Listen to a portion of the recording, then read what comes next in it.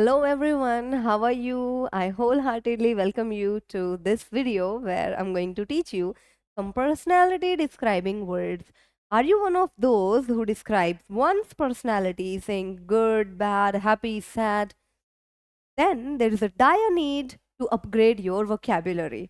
So in this video, I'm going to give you certain words that can be really helpful for you to describe someone's personality, whether it's your friend, it's your family member or your teachers, it can be any celebrity or even you yourself. So you should be able to describe someone's personality easily. अगर आपको नहीं आता है कि किसी की भी personality को कैसे डिस्क्राइब करें, अगर कोई इंसान बहुत अच्छा है तो आप बोलते हैं good, he is good. Good के अलावा आपके माइंड में कोई और वर्ड हिट नहीं करता है, क्योंकि आपने ना तो वो वर्ड सुने हैं, ना ही आप उनकी बोलने की प्रैक्टिस करते हैं। तो आपका माइंड हो जाता है ब्लैंक अगर आपको बोला जाए कि गुड के अलावा can you think of any other word, then no you are not able to. तो इस वीडियो में आप सीखेंगे कि कैसे हम किसी की भी पर्सनैलिटी को फ्लुएंटली एफिशिएंटली डिस्क्राइब कर सकते हैं नुआंस्ड एक्सप्रेशंस के through. Okay, so be with me till the end of this video and you are going to definitely learn some new vocabulary words that are going to be really helpful for you. So I want you to look at him. कैसा लग रहा है आपको ये? ऐसा लग रहा है कि बहुत ही एडवेंचरस सा ये इंसान है जिसको बाइक राइडिंग बहुत ज़्यादा पसंद है और इसको ये बहुत ज़्यादा लाइवली होगा, फुल ऑफ लाइफ, है ना? और ऐसा भी लग रहा है कि इसमें बहुत एनर्जी है, तभी ऐसे डिसीजंस ले पा रहा है कि इसे पहाड़ों में जाना है, बाइक राइडिंग करनी है, ठीक है? ऑफ रोडिंग करते होंगे आप, थार है अगर आपके पास तो। चलो, तो आपको समझ आ रहा है कि सिर्फ हैप्पी, सैड, गुड, बैड के अलावा भी बहुत सारे वर्ड्स होते हैं जो किसी भी पर्सन की पर्सनैलिटी को डिस्क्राइब करने के लिए यूज किए जा सकते हैं। Okay, look at this one, persevering. Persevering, ये परसेवरिंग होता कौन है? ट्राई हार्ड डिस्पाइट डिफिकल्टीज, जो कभी भी हार नहीं मानता। कोई भी चैलेंजेस आ जाए, कुछ भी मुसीबत आ जाए, he never steps back, he is never afraid of anything, he is fearless. Fearless, देखो अब ये एक और वर्ड मैंने आपको दिया, फियरलेस, जो नहीं डरता किसी भी चीज से, ठीक है?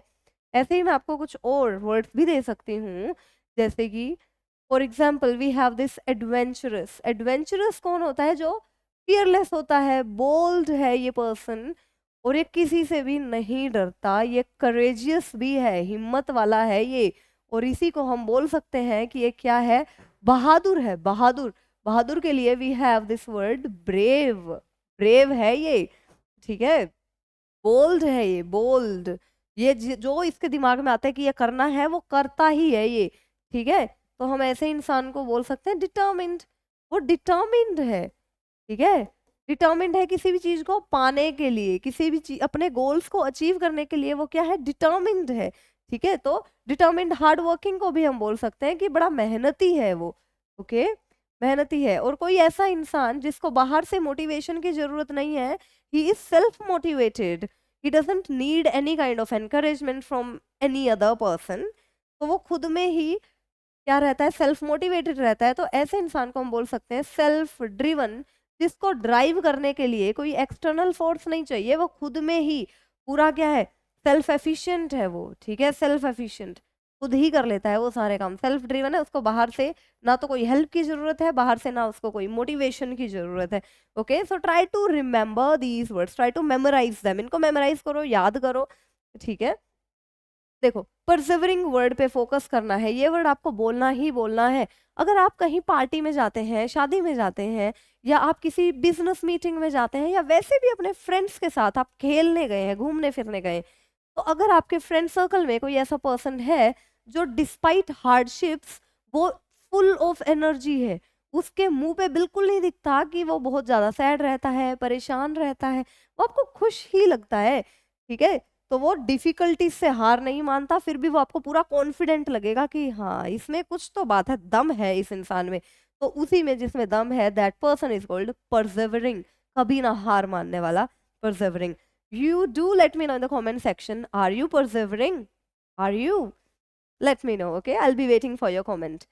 Compassionate. अब ये देखो, compassionate क्या होता है? आप बोलते रहते हैं कि मैम वो दयालु है, वो काइंड है मैम, ये काइंड। और काइंड के बाद आप क्या बोलते थे? मैम काइंड हर्टेड है वो, काइंड हर्टेड। तो ये काइंड हार्टेड नहीं है। First thing is its heart, kind hearted है वो। ओके वो क्या है? काइंड हार्टेड, दयालु है वो। जेनरस है वो, जेनरस। जेनरस का मतलब भी क्या होता है? गिविंग है वो बड़ा, ठीक है। जेनरस, दयालु, काइंड हार्टेड। अब देखो काइंड एंड केयरिंग, केयर करता है, काइंड है। कंपैशनेट, अगर आपको चोट लग गई है तो वो सबसे पहले आएगा, बोलेगा भाई क्या हुआ, सब ठीक तो है, are you okay, do you need any help, कोई हेल्प चाहिए, can I take you to hospital. तो आपकी मदद के लिए हमेशा वो तैयार रहेगा। भाई तेरे को कुछ पैसे चाहिए तो भेज दूं। वैसे ये काम तो ना मेरे पापा करते हैं, मेरे पापा हैं बड़े कंपैशनेट। मुझे कुछ भी हो जाता है, फीवर हो जाता है, या मुझे बहुत ज्यादा भूख लगी है, या माइंड बहुत डिस्टर्ब्ड है, तो वो आएंगे और एकदम से ऐसा चिल कर देंगे, है ना। तो वो क्या है? कंपैशनेट है। मतलब ये बंदा क्या है? ये केयरिंग है और काइंड है। He is always there for you, for your help. Fine, so compassionate. Next is witty. अब ये विटी क्या होता है? विट होता है हमारा ब्रेन, हमारा माइंड, ठीक है। तो विटी का मतलब होता है ये बड़ा इंटेलिजेंट है। तो can I consider you a witty person? Are you witty? क्या आप हैं intelligent? Again do let me know, मुझे बताना जरूर कि आप किस टाइप के पर्सन हैं, या आपके फादर किस टाइप के पर्सन है। मेरे फादर तो कंपैशनेट है, आप मुझे बताओगे वो तो परसेवरिंग भी है। इतने चैलेंजेस उनके लाइफ में आए हैं, लेकिन वो अभी every time he stands strong and he faces every difficulty with courage. Okay, so he is persevering. Compassionate मैंने आपको बताया। witty बहुत ही बुद्धिमान है, वो इंटेलिजेंट है, वाइज है। देखो क्लेवर भी है, फनी। इसको हाजिर जवाब अगर कोई होता है तब भी हम उसके लिए विटी वर्ड यूज करते हैं। हाजिर जवाब, जैसे बीरबल था, ठीक है, तो वो बड़ा एक्टिव है, एक्टिव है वो, ठीक है। चलो इसके लिए कुछ और वर्ड्स भी हैं। For example brainy, he is brainy, या मैं बोल सकती हूँ he is a brain box. He is a brain box, it means he is really intelligent. He is clever का मतलब चतुर होता है, चालाक भी होता है, लेकिन क्लेवर का मतलब ये भी होता है कि हाँ ठीक है, उसमें वो बड़े अक्ल से काम लेता है, तेज दिमाग वाला है वो, क्लेवर है। और फनी, फनी मतलब अब ये कपिल शर्मा है तो वो फनी है, तो उसके लिए हम और क्या वर्ड हम यूज कर सकते हैं कि वो फनी है? आप मुझे बताएंगे। क्लेवर, फनी, ह्यूमरस है वो, है ना। जो ऐसा इंसान जो आपको हंसाता रहता है, तो हंसाने के लिए ना बड़ा दिमाग लगता है। रुला तो आपको कोई भी देगा, 2 मिनट का काम है। हंसाना बहुत औखा काम है, बड़ा ही मुश्किल काम है। Humorous, okay, funny. नेक्स्ट देखो एडवेंचरस। अभी मैंने बताया ये कैसा लग रहा है? एडवेंचरस लग रहा है। तो लव्स ट्राइंग न्यू थिंग्स, अलग कुछ हटके करना चाहता है ये। अब ये आप कर लेंगे? नहीं। कई लोगों को बंजी जंपिंग से बड़ा डर लगता है ना, बंजी जंपिंग। मैं करना चाहती हूँ, because I consider myself to be an adventurous person. मुझे लगता है deep within I know that I am adventurous person. अब ये देखो इंट्रोस्पेक्टिव। इंट्रोस्पेक्टिव जो खुद के अंदर झांकता है और देखता है क्या मेरे अंदर कोई कमी तो नहीं है, क्या मेरी गलती थी या उसकी गलती थी, क्या मुझे और अपने ऊपर वर्क करने की नीड है, is there any need to work on myself, और आई एम सेल्फ एफिशिएंट, मैं हर चीज में क्या हूँ? मैं एफिशिएंट हूँ, ठीक है। क्या मैं परफेक्ट हूँ? Am I perfect? और I do need to work on my skills? I think yes, there is a dire need to work on my skills. तो ये देखो इंट्रोस्पेक्टिव खुद में झांकता है, able to examine oneself, वही बात है, ठीक है। एग्जामिन करता है अपने आप को, क्या मैं ठीक हूँ या मुझे कुछ और सीखने की जरूरत है। फाइन। नेक्स्ट देखो अपेथेटिक।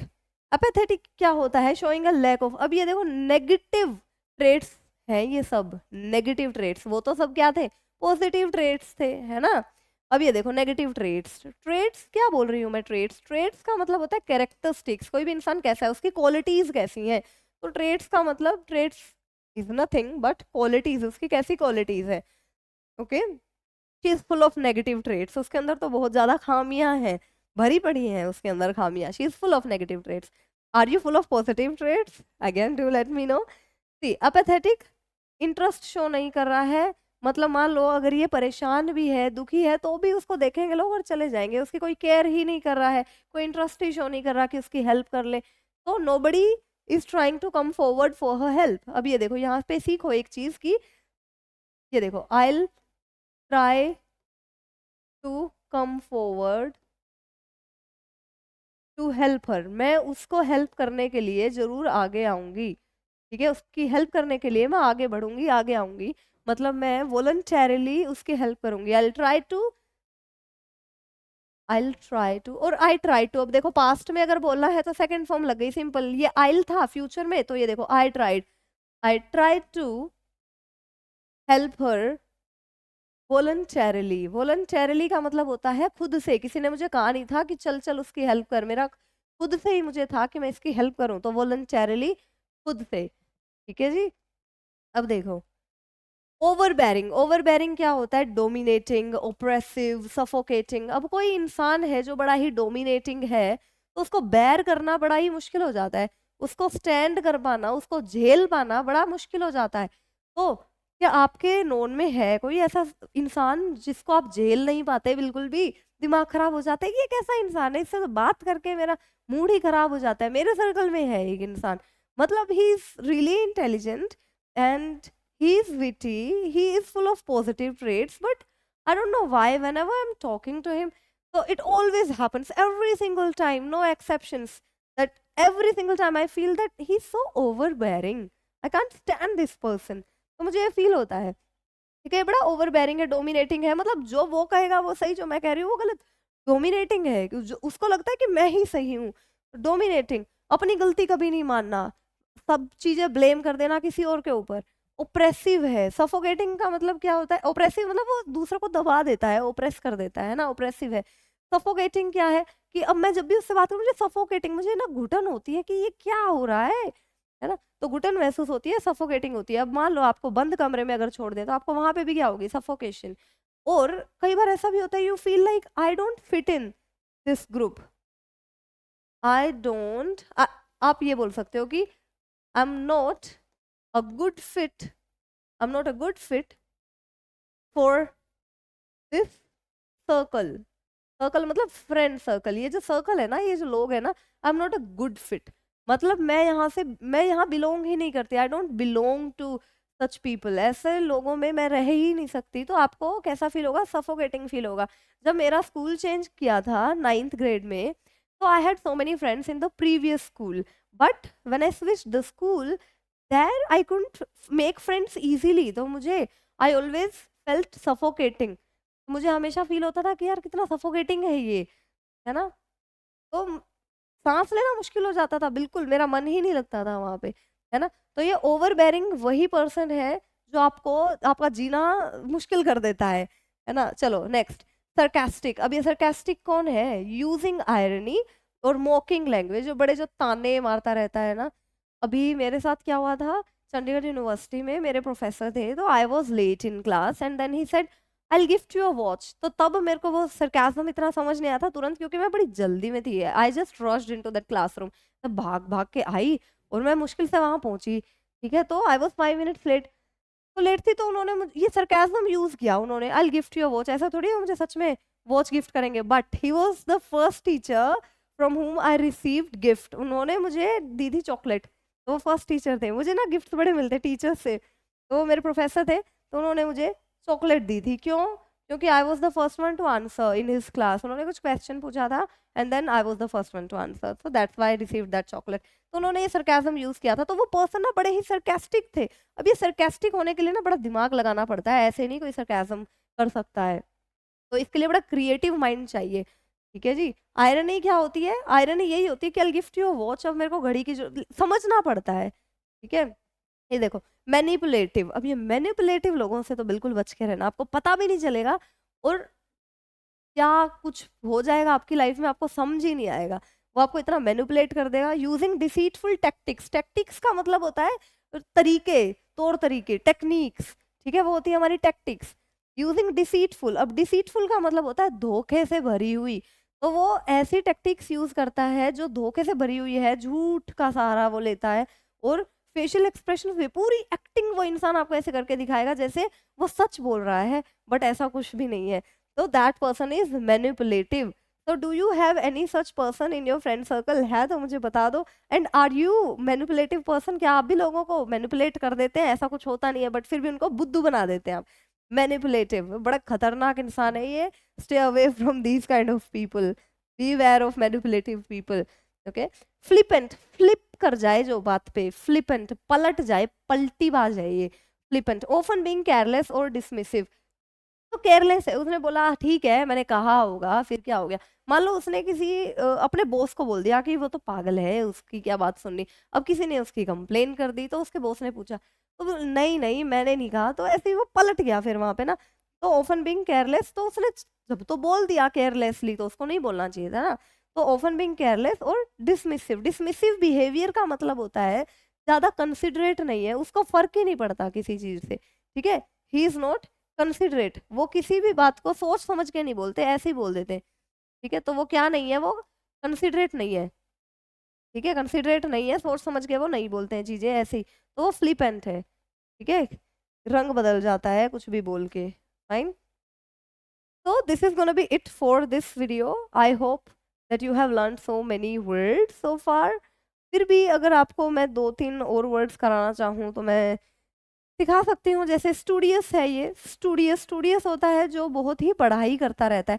Bookworm is a negative word. अगर आप किताबी कीड़ा बोलेंगे ना, तो बुकवर्म तो बहुत ही नेगेटिव है। क्यों? क्योंकि बुकवर्म मतलब वो इंसान क्रिएटिव नहीं है, इनोवेटिव नहीं है, रट्टू तो होता है और बुक में ही घुसा रहता है बस। तो उसको बाहर की दुनिया की नॉलेज नहीं है, उसको कोई भी बुद्धू बना के जा सकता है, मैनिपुलेट कर सकता है। तो बुकवर्म तो नहीं होना चाहिए हमें ना। स्टूडियस इज गुड, स्टूडियस हो, पढ़ो लिखो, है ना। इंटेलिजेंट, वाइज, आपको ये सब आ गए हैं। शार्प माइंडेड आप बोल सकते हैं, शार्प माइंडेड ही शार्प माइंडेड। एक्टिव बोल सकते हैं, एक्टिव, एक्टिव का मतलब यही होता है कि भाई बड़ा तेज है वो ना बात करने में। और जो मेरा फेवरेट है वो है ये clever conversationalist. He is a clever conversationalist, जिसको बात करनी बहुत अच्छे से आती है, ठीक है। ये मैनिपुलेट नहीं कर रहा है, कर भी सकता है, लेकिन क्लेवर कॉन्वर्सेशनलिस्ट होना बहुत ही अच्छी बात है। आज के टाइम में there is a dire need for us to learn to be clever conversationalist. हमें सीखना चाहिए कि हम कैसे क्लेवर कॉन्वर्सेशनलिस्ट बन पाए, so that we can leave an impact on others. तो हम एक अच्छा इंप्रेशन जमा पाए, एक अच्छा इम्पैक्ट छोड़ के जाए, एक अच्छी छाप छोड़ के जाए। We should be able to leave our mark on others. तो for that thing to be possible, we need to be clever conversationalist. ये हमें बनने की बहुत ज़्यादा ज़रूरत है। तो this is gonna be it for today. Fine. If you have any doubts, do let me know in the comment section. And if you love this video, then do give me a thumbs up, because this is going to give me motivation. So thank you so much, and I'll see you in the next video.